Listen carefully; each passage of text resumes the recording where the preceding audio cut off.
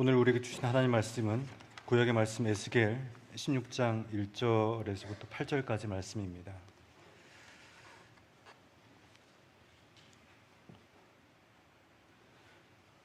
하나님 말씀 제가 받들어 읽겠습니다. 주님께서 나에게 말씀하셨다. 사람아, 너는 예루살렘 사람들에게 그들이 얼마나 역겨운 일을 저질렀는지를 알려주어라. 이렇게 말하여 주어라. 나 주 하나님이 예루살렘을 두고 말한다. 너의 고향 내가 태어난 땅은 가나안이고 내 아버지는 아모리 사람이고 내 어머니는 헷 사람이다. 내가 태어난 것을 말하자면 내가 태어나던 날 아무도 내 탯줄을 잘라주지 않았고 내 몸을 물로 깨끗하게 씻어주지 않았고 내 몸을 소금으로 문질러 주지 않았고 내 몸을 포대기로 감싸주지도 않았다. 이 모든 것 가운데서 한 가지만이라도 너에게 해줄 만큼 너를 불쌍하게 여기고 돌봐준 사람이 없다. 오히려 내가 태어나던 바로 그날에 사람들이 내 목숨을 천하게 여기고 너를 내다가 들판해버렸다. 그때 내가 내 곁으로 지나가다가 핏덩이로 보둥거리는 너를 보고 핏덩이로 누워있는 너에게 제발 사람만 달라고 했다. 핏덩이로 누워있는 너에게 제발 사람만 달라고 했다. 그리고서 내가 너를 키워 들의 풀처럼 무성하게 하였더니 내가 크게 자라 보석 가운데서도 가장 아름다운 보석처럼 되었고 내 가슴이 뚜렷하고 머리카락도 길게 자랐는데 너는 아직 벌거벗고 있었다. 그때 내가 내 곁으로 지나가다가 너를 보니 너는 한창 사랑스러운 때였다. 그래서 내가 내 몸 위에 나의 겉옷자락을 펴서 내 벗은 몸을 가리고 너에게 맹세하고 너와 언약을 맺어서 너는 나의 사람이 되었다. 나 주 하나님의 말이다. 아멘. 신약의 말씀 누가복음 14장 25절에서부터 35절까지 말씀입니다.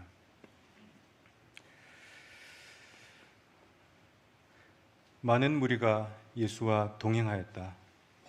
예수께서 돌아서서 그들에게 말씀하셨다. 누구든지 내게로 오는 사람은 자기 아버지나 어머니나 아내나 자식이나 형제나 자매뿐만 아니라 심지어 자기 목숨까지도 미워하지 않으면 내 제자가 될 수 없다. 누구든지 자기 십자가를 지고 나를 따라오지 않으면 내 제자가 될 수 없다. 너희 가운데서 누가 망대를 세우려고 하면 그것을 완성할 만한 비용이 자기에게 있는지를 먼저 앉아서 셈하여 보아야 하지 않겠느냐. 그렇게 하지 않아서 기초만 놓은 채 완성하지 못하면 보는 사람들이 그를 비웃을 것이며 이 사람이 짓기를 시작만 하고 끝내지는 못하였구나 하고 말할 것이다.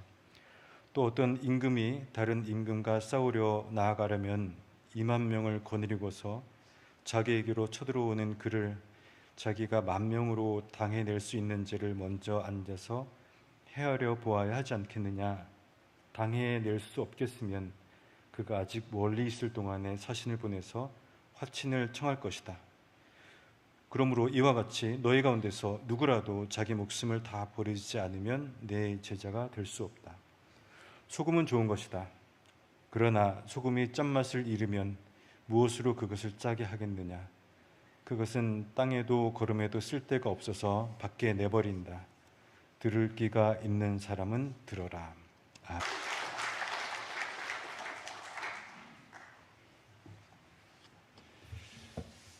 여름에 잘 지내셨습니까? 대전은 여름이 계속되고 있네요. 밤에도 열대야가 식지 않는 것 같습니다. 지리산은 춥습니다, 저녁에. 그래서 꼭 이불을 덮고 자야 됩니다. 7월 말 8월 초에 한 며칠간 약간 덥더라고요. 근데 그 뒤로는 다 저녁에 추워서 온도가 여기보다 3도에서 5도 정도 더 내려가 버리니까요. 확실히 도시화라고 하는 것이 그 자연의 이치를 거스르지 않는가, 또 이 온도를 조절을 못하지 않는가 이런 생각이 듭니다. 온라인으로 예배 잘 드리고 있습니다. 대전에 오면은 요새는 계족산에 가서 황토길을 걷습니다. 황토길 요새 맨발 걷기 유행 아시죠? 모르시면은 유튜브라든지 블로그 찾아보시고 꼭 공부해 보십시오. 그거 모르면은 간첩입니다. 그걸 통해서 많은 사람들이 건강을 회복합니다. 우리가 알고 있는 건강의 상식과 현대 양의가 얘기하고 있는 거, 또 한의가 얘기하고 있는 거, 다양하게 요새 공부를 많이 하면서 하나님의 창조, 우리가 너무나 그 창조 세계에서 말하고 있는 오리지널한 원래의 자연의 것을 너무나 무시하고 살았다 생각이 됩니다. 이 자연도 그래요. 돈 주고 들어가는 데는 사람들이 붐벼요. 그런데 공짜로 들어가는 곳은 사람들이 별로 없어요. 그래서 저는 사람들이 없는 데를 주로 많이 찾아다니는데 다 인공적인 것이 거의가 없습니다. 먹는 것도 그렇잖아요. 비싼 거, 손이 많이 간 거, 양념을 많이 한 거, 이런 걸 맛있다고 먹습니다. 그걸 놓고 하나님 감사합니다. 이 음식 주셔서 감사합니다. 기도하죠. 그거 누가 만든 거예요? 하나님 만드신 게 아니죠. 요리사가 만든 거죠. 식품회사에서 만든 거죠.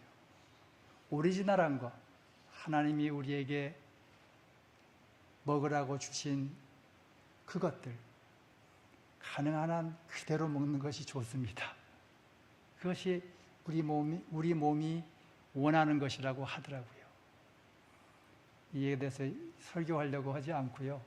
인사말 하려다가 이렇게 또 셌습니다. 오늘 본문 말씀은 예수님의 가르침인데요. 제가 한 4년, 5년 정도 지금 계속해서 복음서만 가지고 설교 준비를 하고 설교를 합니다. 그런데 이 복음서의 예수님 말씀을 이해를 할 적에 우리가 너무나 많이 잘못 알고 있는 것들이 있더라고요. 특별히 신약성경이나 예수님의 말씀을 교리적으로 번역을 해놨어요. 그리고 교리적으로 우리가 해석을 하고 교리적으로 이 말씀을 이해하는 경우가 참 많이 있습니다. 그래서 전체 맥락을 보면 잘 맞지가 않아요. 여러분, 교리가 먼저입니까? 성서가 먼저입니까? 성서가 먼저이지요. 그런데 오늘날 계속해서 중세시대에 교리가 먼저라고 하는, 교리가 성서를 지배하는 그 시대를 계속 살고 있습니다. 성경에서 하지 말라고 하는 것을 계속해서 하고 있어요. 왜? 사람들이 만들어가지고 지 생각대로 성경이 가르쳐주는 생각과 의도를 따르지 않고 지가 지 생각을 성경에다가 넣어가지고 그걸 주장하면서 그것이 곧 하나님의 말씀이라고 주장하는 거예요. 잘못된 것이죠. 오늘 말씀도 그 오해를 하는 굉장히 중요한 말씀인데, 이 말씀에서 예수님께서는 내 제자가 될 수 없다 하는 말씀을 3번 하세요. 너희가 이렇게 하면은 내 제자가 될 수 없다 3번 말씀하세요. 먼저 26절에서 부모나 가족, 심지어 네 목숨까지도 미워하지 않으면 내 제자가 될 수 없다. 두 번째로 27절에 자기 십자가를 지지 않으면 내 제자가 될 수 없다. 세 번째로 33절에 자기 소유를 다 버리지 않으면 내 제자가 될 수 없다 말씀합니다. 이 말씀 가운데서 두 번째는 쉽지요. 자기 십자가를 지고 나를 따르지 않으면 내 제자가 될 수 없다. 주님께서 십자가를 지신 것처럼 우리도 우리의 고통, 우리의 십자가 다 감내하면서 살라는 거 아니겠습니까? 그런데 첫 번째 가르침과 세 번째 가르침, 부모와 가족과 형제를 미워하라. 내 목숨까지도 미워하라. 도대체 말이 됩니까?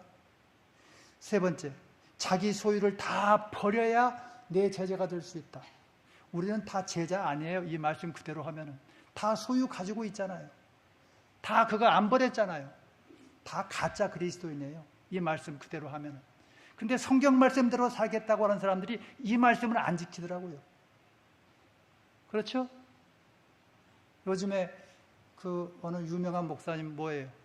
은퇴하고 다 그냥 끌어 모아가지고 내놓아야 되는데 목사들이 제일 은퇴하면서 뭘 바래요? 다 교회에서 돈 가져가려고 그래요. 다 버리라고 했는데. 그리스도는 아니죠. 누구든지 다 버리지를 못해요. 그렇기 때문에 오늘 본문에서 첫 번째와 세 번째 이 제자의 조건은 우리 그리스도인들을 대단한 혼란에 빠지게 합니다. 그런데 이 내용을 보면은 성경에는 이와 정반대 말씀이 이미 가르치고 있어요. 내 부모를 공경하라. 내 형제와 내 자매를 사랑하라. 아주 그건 철칙이죠. 구약 성경에서부터 쭉 가르쳐 내려온 거. 또 예수님도 마찬가지고 사도 바울도 마찬가지예요. 그런데 여기에서만은 부모를 미워하라. 형제를 미워하라 그래요. 부와 제사는 뭡니까? 부와 제사는 열심히 일하고 또 우리가 하나님으로부터 받은 축복이라 그래요. 복이라 그래요. 그것이 곧 우리가 가진 소유라고 말합니다. 그런데 여기에서는 그걸 다 버리라 그래요. 그래서 이러한 불일치, 이 불일치가 우리 그리스도인들을 혼란에 빠지게 하고 이것을 읽을 때마다 정리가 안 되는 거예요. 이단들은 이 말씀을 이용합니다.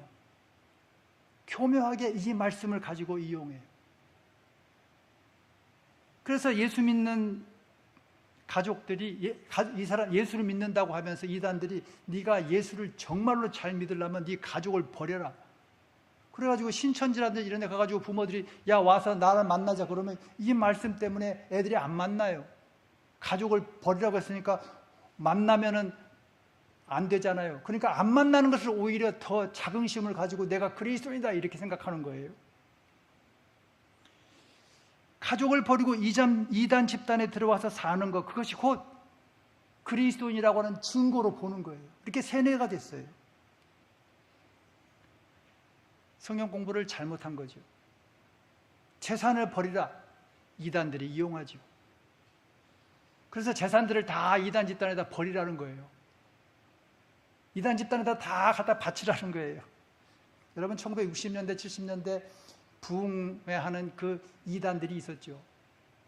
뭐 전도관이나 뭐 그러면 뭐 그 광장에 모여가지고 사람들이 큰 소쿠리에다 이렇게 돌리면은 뭐 금반지 결혼반지 빼고 뭐 돈 다 집어넣고 하면서 다 버리라고 하니까 다 버린 거예요.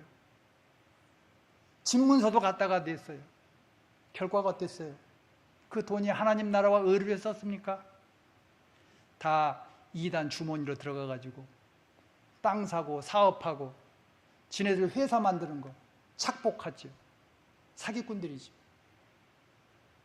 요즘도 교회 질 때 건축 헌금하라고 그런 교회들 좀 있어요. 내가 어느 장로님 얘기 들으니까요. 뭐 대전이에요. 대전. 여러분 다 이름하면 어느 교인이 금방 알아요. 교회 진다고 재직들, 교인들 다 목도장 하나씩 파오라고 그러더래요. 목도장 파가지고 뭐 했겠어요? 그 사람 이름은 교인들 이름은 다 대출 받아가지고 교회 진 거예요. 그런 시대가 있었잖아요, 우리나라에. 교인들의 재산이 마치 하나님께 바쳐야 되는, 버려야 되는 그런 걸로 여겨가지고 다 그냥 착취해 간 거예요. 사기친 거예요. 오늘날도 그런 사람들이 있어요. 결혼반지 헌금해가지고 그때 한순간 거기에 빠져가지고 가정 파탄 난 집들이 있지 않습니까? 신문사 부흥회 때 갖다 바쳐가지고 어떻게 돼요? 그걸 교회에서 돌려줘야 되는데 또 받는 사람들이 있어요. 가정이 파탄 나겠죠. 이단들은 다 집 팔아가지고 들어오라 그래요. 이단들의 수용소로 들어가요. 결국 이단의 노예가 되는 거죠.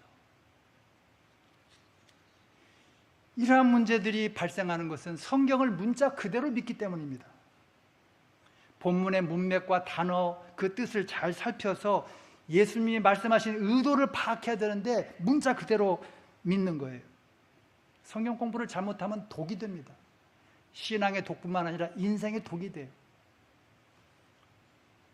저는 성서학을 가르치고 있지만은, 성서를 가르치고 있지만은, 제가 목회를 하거나 뭐 할 때 성서 통독을 안 해요. 내가 성서 통독하는 거 별로 좋지 않게 생각해요. 왜 그런지 아세요? 성서 통독 한 번 끝나면 성경 다 알았다고 생각해요. 어떤 사람은 목사님 저 성서 100독 했는데요. 목사님 성경 몇 번 읽으셨어요? 물어봐요. 저 성서 1장부터 저 끝까지 쭉 통독 한 번도 안 했어요. 통독할 수가 없어요. 왜 그래요? 창세기 1장을 딱 읽다가 벌써 걸려요. 이 뜻이 무엇인지. 그러면 책 찾아보다가 그냥 끝나는 거예요. 어떻게 그거를 국어책 100번 읽었다고 그 국어를 잘 압니까? 통독 많이 한 사람들, 너무너무 교만해진 사람들이 많아요. 통독했다고 자랑하지 마세요. 진짜 성경 몰라요. 제가 우리 학부 학생들, 걔네들 중고등부에서 통독한 애들 꽤 있거든요. 성경 가르치다 보면요. 창세기 1장과 2장이 교수님 틀렸어요? 1장과 2장이 이렇게 달라요?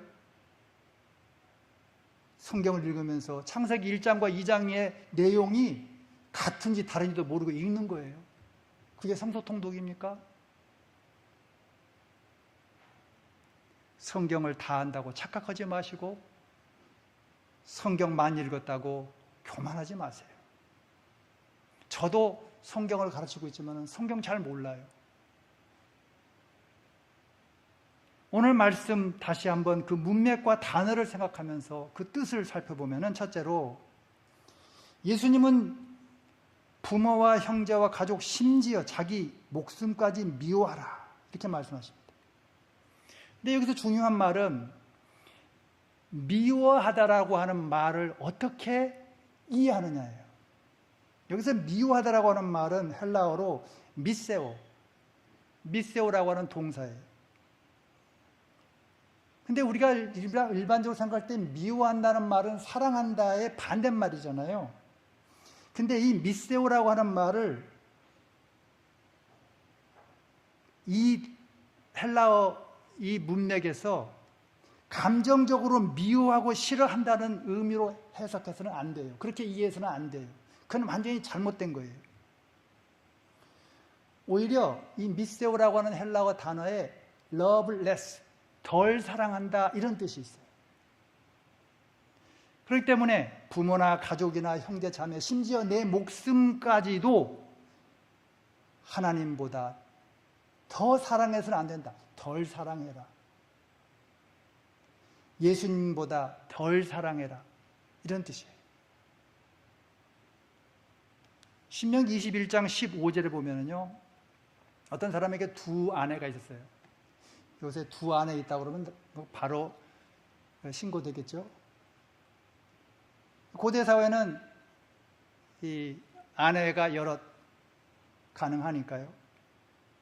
두 아내가 있는데 한 아내는 남편의 사랑을 받고 다른 한 아내는 미움을 받았다 이렇게 번역이 되어 있어요. 이게 개역개정판 성경 번역인데 오해를 일으키는 번역이에요. 사랑과 미움이라고 하는 반대되는 개념을 사용해서 번역을 했어요. 미워하면은 버리든지 쫓아내든지 무슨 대책을 세워야 되지 않아요? 근데 계속 살아요, 같이. 그래서 새번역 성경이 이렇게 번역했어요.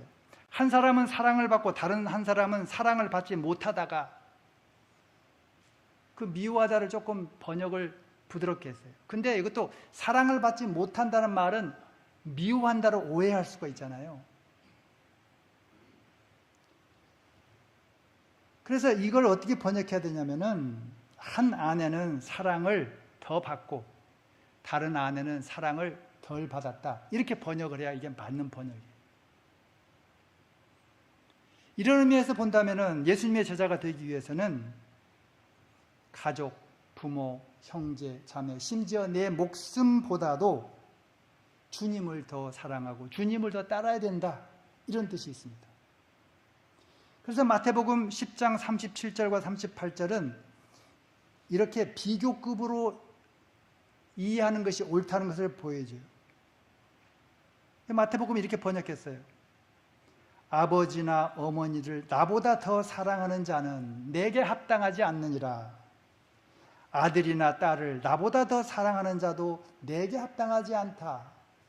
이런 의미가 맞아요. 즉 미워하다가 아니라 덜 사랑한다.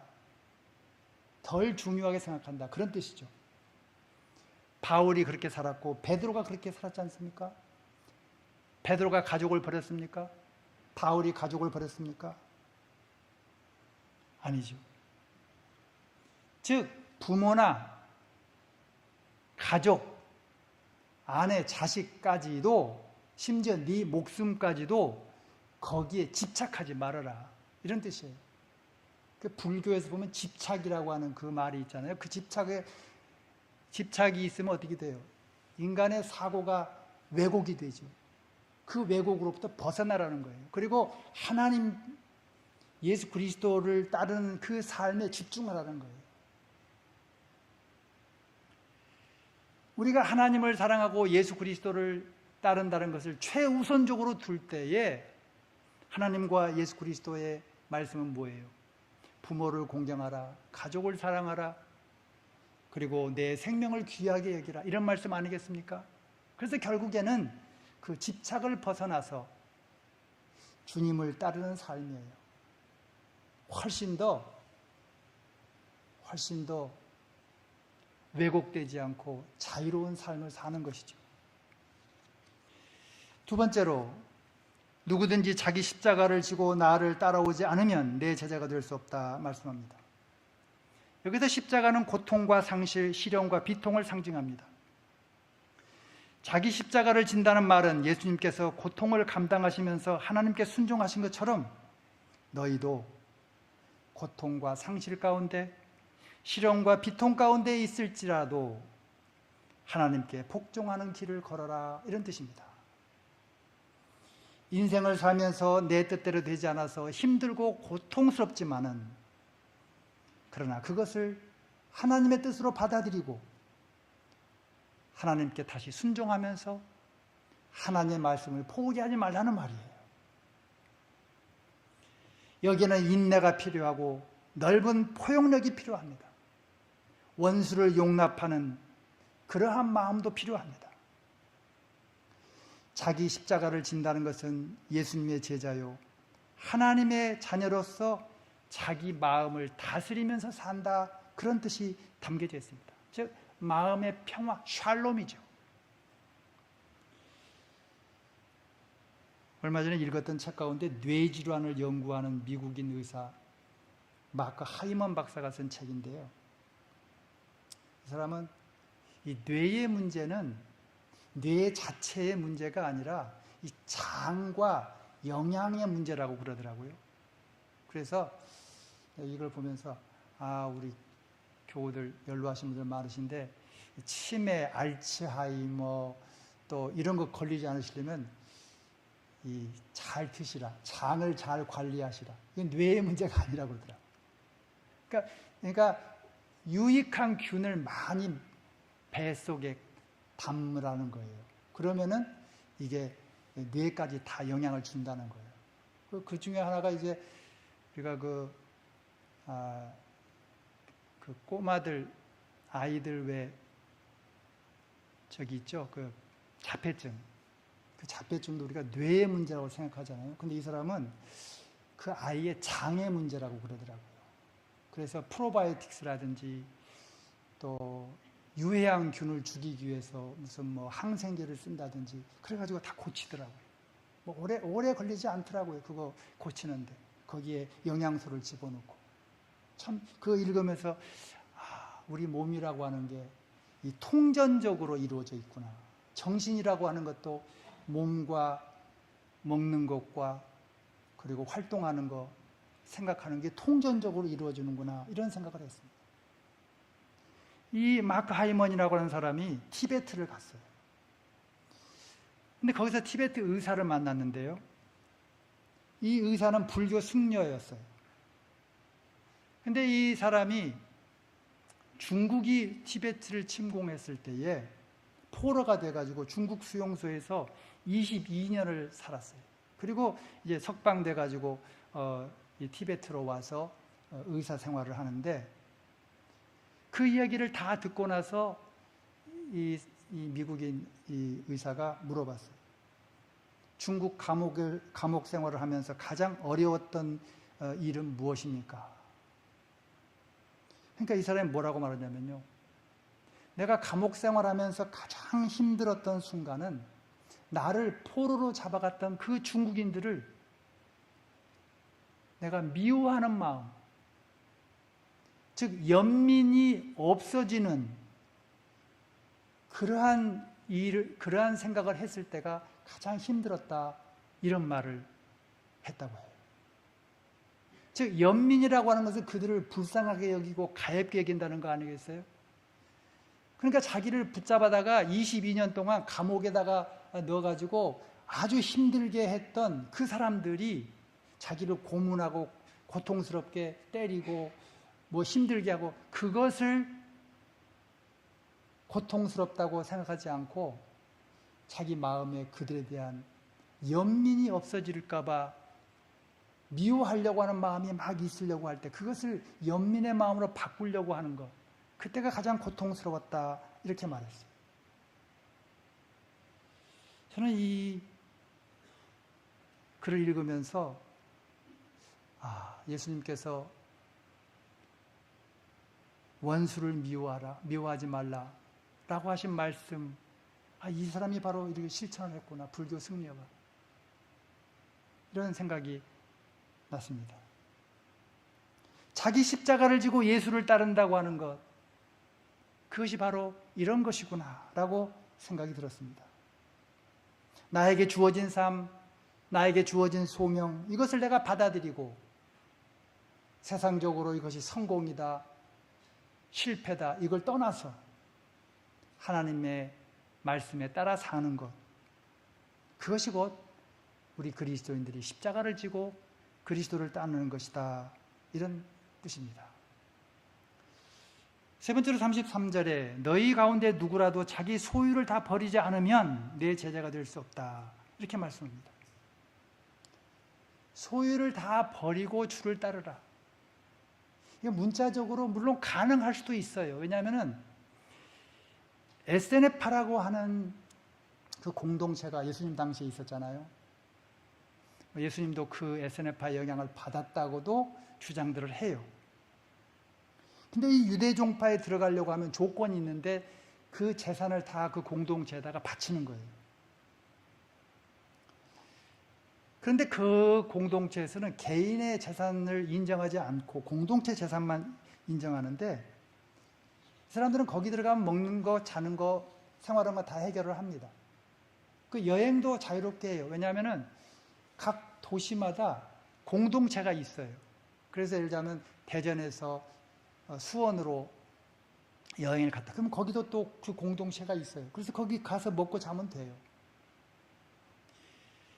그래서 이 공동체가 혹시 사도행전에서 얘기하는 초대교회의 그 사유재산을 인정하지 않고 재산을 공동 소유했던 그런 모습이 아니겠는가, 이렇게도 생각할 수가 있어요. 그리고 초기 기독교도 바로 그런 공동체 생활을 하지 않았겠는가 생각할 수가 있어요. 물론 초기 기독교 가운데 공동체 생활했던 교회도 있었다고 봐요. 그러나 모든 교회가 다 그렇지는 않았어요. 각자 자기 소유를 가지고 있었다고 하는 것을 우리가 알 수가 있어요. 이 말씀이 아까 얘기한 대로 우리에게 많은 혼란을 주는데, 특별히 이 말씀 때문에 그리스도인들이 혼란을 많이 겪잖아요. 근데 교회도 그래요. 교회도 돈에 대해서 이중적인 태도를 취해요. 많은 목사님들이 설교할 때 돈이 중요하지 않다고 가르치죠. 돈이 중요하지 않고 여러분의 생명이 중요합니다. 물론 맞죠. 그러면서 한편으로 뭘 가르쳐요? 헌금을 많이 하면 좋아해요. 그렇죠? 교회가 헌금 많이 하면 좋아요. 헌금 많이 하려면 어떻게 해요? 교인들이 돈이 많아야 되죠. 헌금이 있어야 뭐 구제도 하고 선교도 하고 그런다고 하면서 헌금을 걷는데 돈이 필요 없다고 그러는 거예요. 그래서 교인들이 혼란스러워해요. 또 돈을 사랑하는 것이 모든 악의 뿌리다. 디모데전서에 나오잖아요. 또 다른 한편으로는 돈은 중요하다. 이렇게 가르쳐. 이런 이중성이 있어요.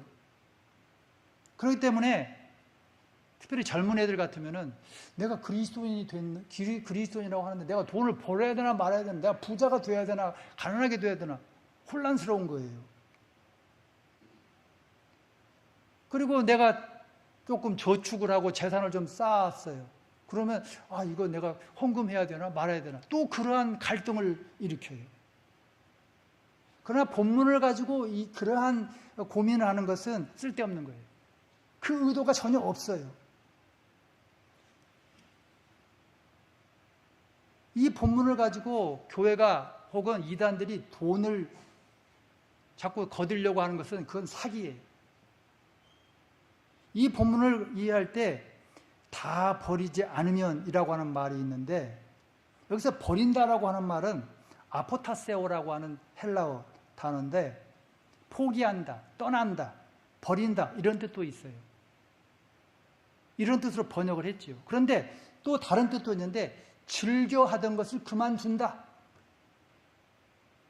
즐겨 하던 것을 내가 이제 버린다 이런 뜻이 있어요.